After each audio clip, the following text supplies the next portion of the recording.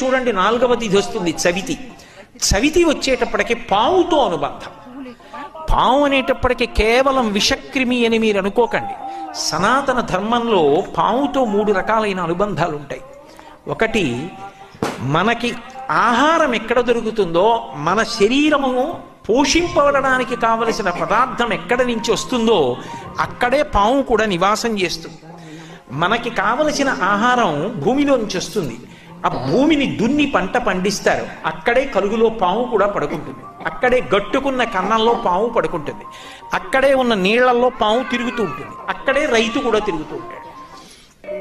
అలాగే రెండవది, ఆ పాము సమస్త దేవతలకు కూడా ఆభరణ విశేషం. అసలు దేవతలకి ఆభరణం కానటువంటి పాము లేదు. నాగ యజ్ఞోపవీతధారిణం అని దేవతలు నాగుపాముని యజ్ఞోపవీతంగా వేసుకుంటారు.